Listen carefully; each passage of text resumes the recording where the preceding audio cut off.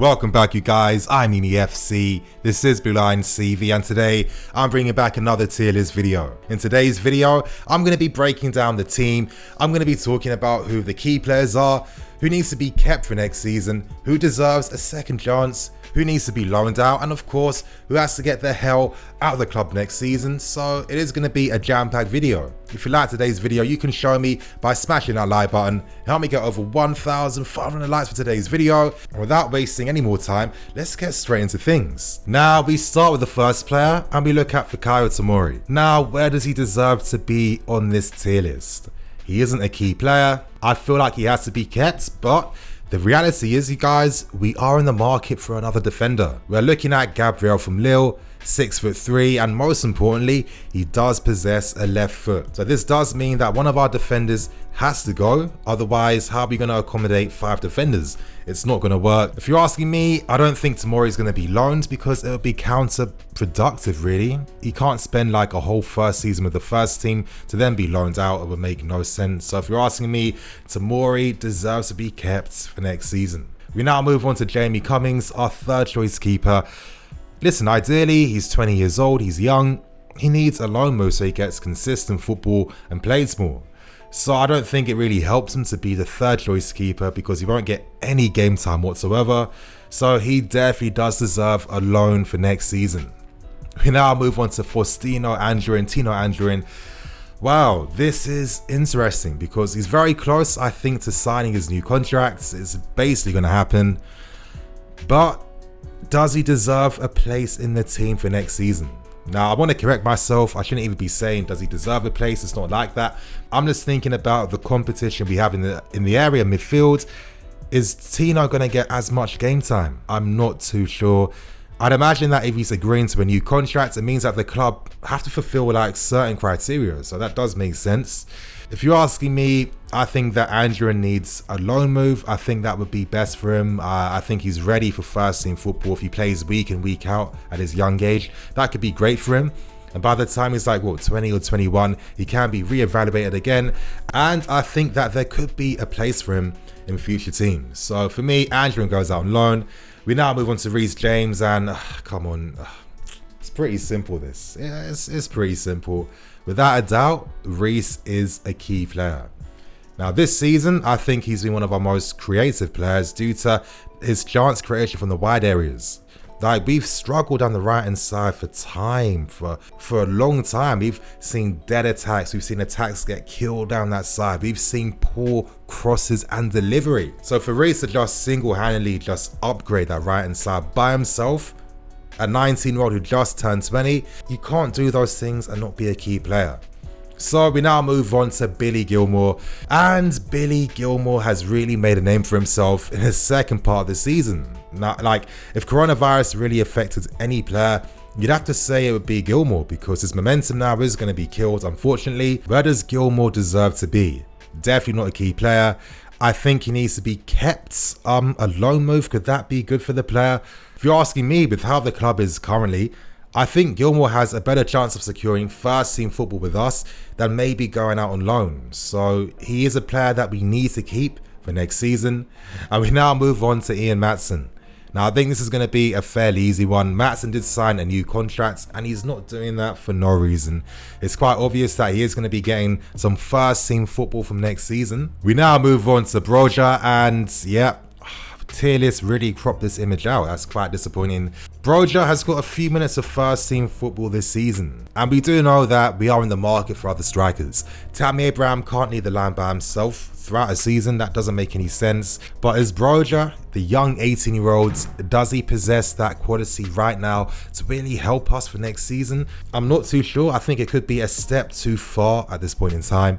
He might profit better from a loan move, if you're asking me. You know, he's got decent height. He's got a very good all-round game as well. A good left foot too. I think a good loan move, maybe to Vitesse or something, could be great for his young career. We now move on to Callum Hudson-Odoi, and it's really been a difficult season for Callum.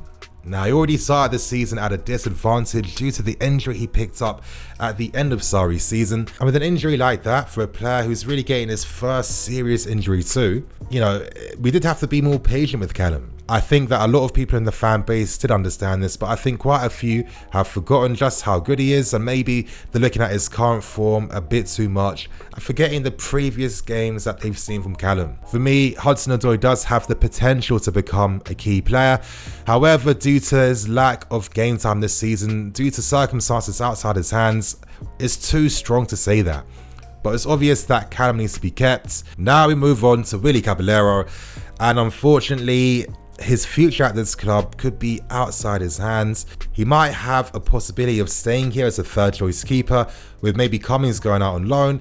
And the reason why I'm saying this is because, most likely we are going to be in the market for a new goalkeeper. That goalkeeper is going to be competing for a first team spot with Kepa, meaning that Caballero, if he wants to get game time, might have to leave. So if you're asking me, even though maybe we'd keep him for third, hey, you know what?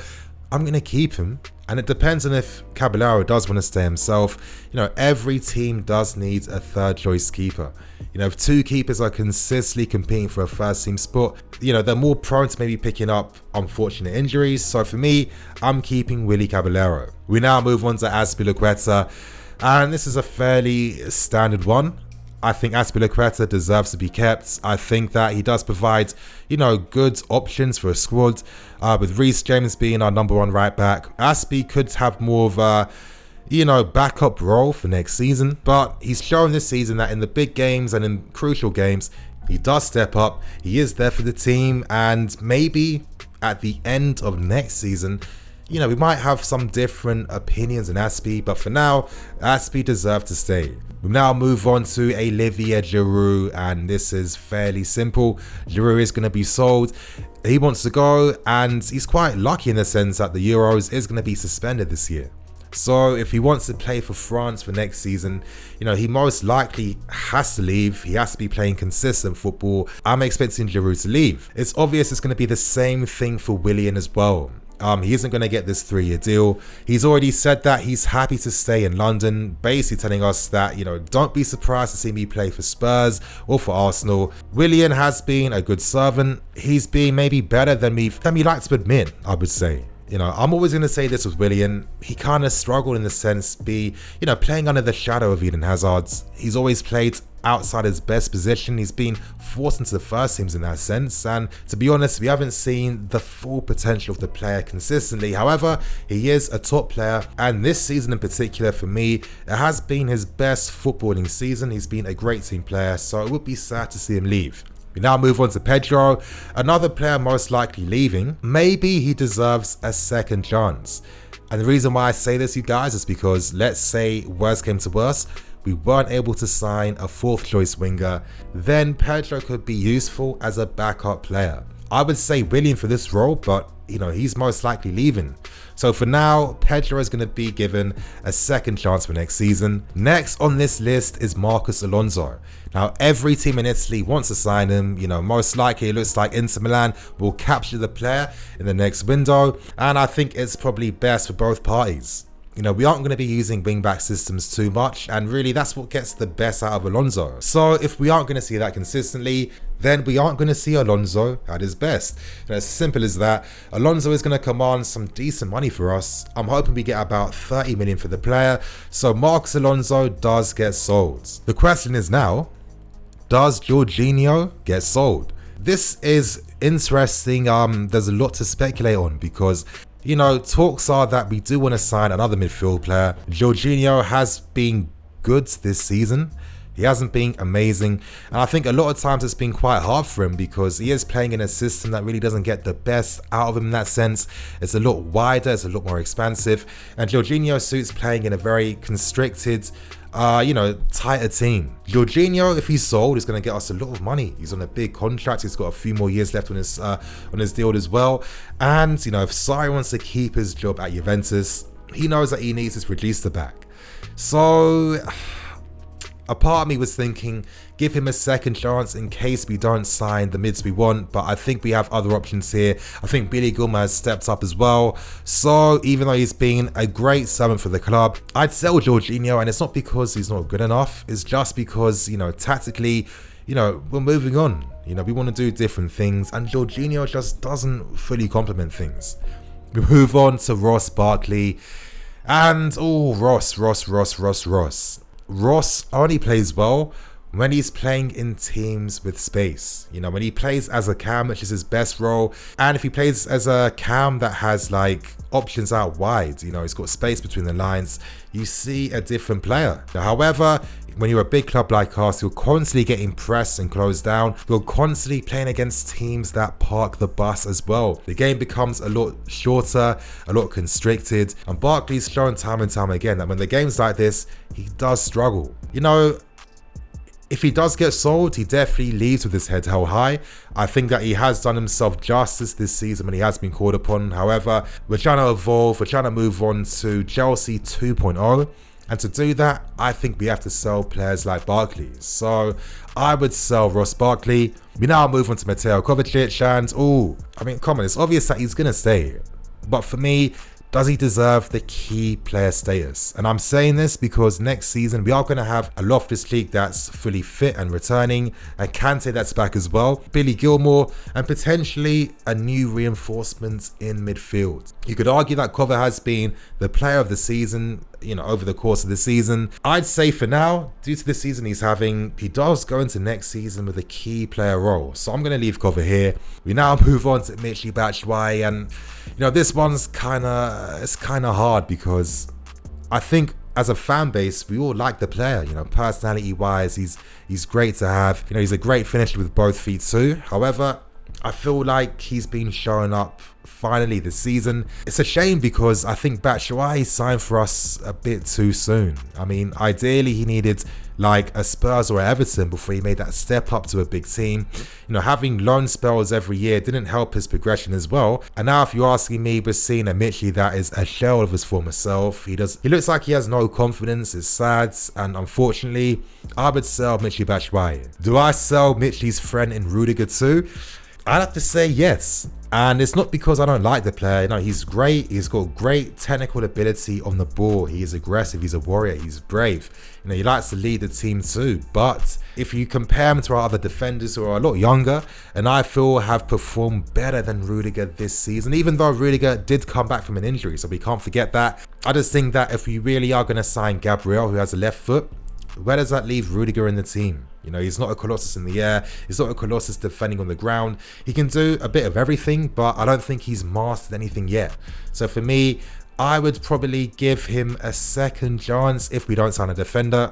I don't see that happening. So for me, Rudiger gets sold. We have a few more players left here. We move on to Kurt Zouma. It's obvious. King Kurt is staying. I'm hoping that, let's say if Gabriel is bought, I see him alongside Zouma. I felt like he's been our best defender this season. I think he's been incredibly unlucky to lose the spot. I don't know why he lost it. I really don't know. I'd like to get answers to that. But he needs to stay for next season. 8 more players left. We move on to Emerson, and I'm going to say that I would give Emerson a second chance for next season. Now, my reasoning for this is that, you know, we're guaranteed to sell one left back in the summer. Ideally, I think that's going to be Marcos Alonso due to his reputation, due to the role he plays, and due to his, you know, big name credentials as well. So I think you'd get more money for Alonso compared to Emerson. And let's say on top of that, the club might feel, is it too risky to rely on Maatsen as our backup left back in behind our new left back signing? Who knows, they could. So I'd imagine that maybe an Emerson could have a second chance at life before the club decide whether to eventually sell him on. So for now, I would give Emerson a second chance. And moving on to the 7th player is Kepa. Kepa most likely is going to get a second chance next season.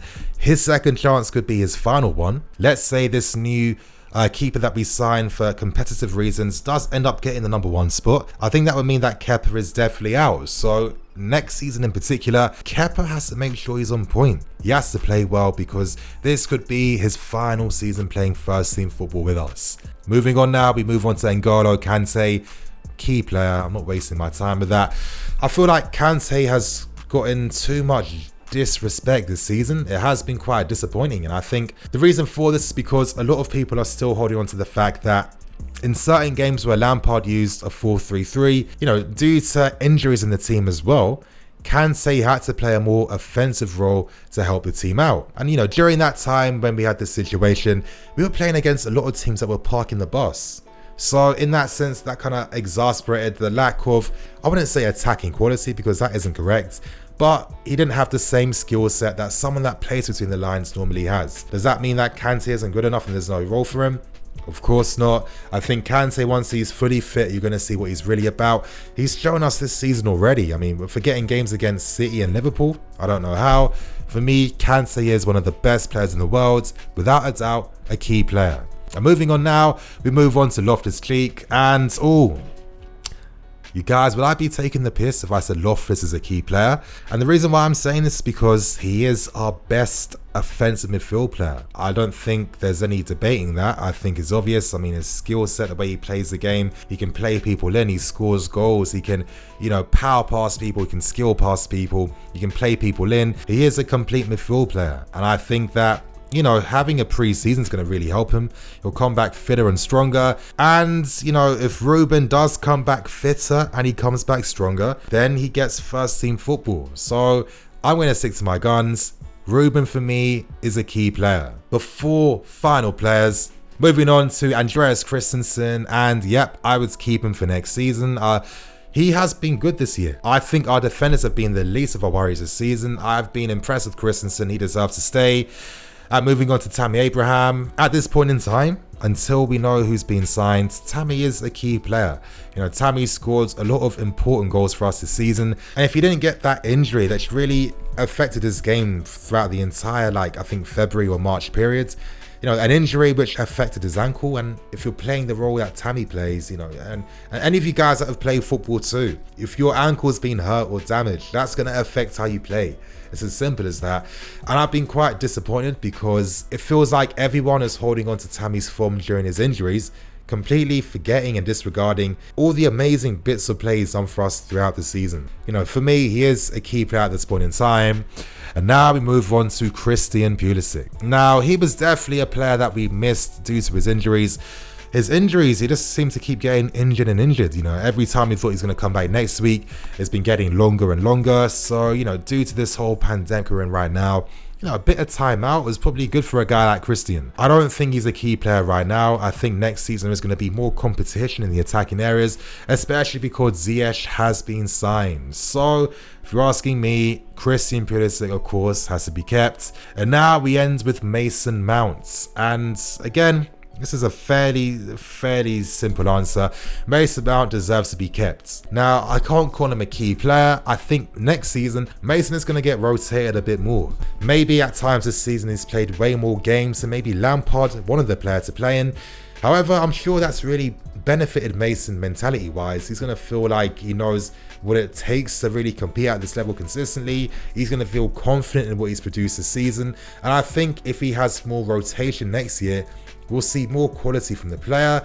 And yeah, you guys, that is my tier list for the entire squad. Tell me how you guys feel in the comment section. Do you like this list? If not, tell me who your key players are and tell me the players that you would sell in the comment section below. But anyway, you guys, I'm going to wrap things up now and keep things moving. Thank you for watching. Please like, comment and subscribe. I'm Nini FC. This is Blue Line CV. I'll see you guys tomorrow for some more videos.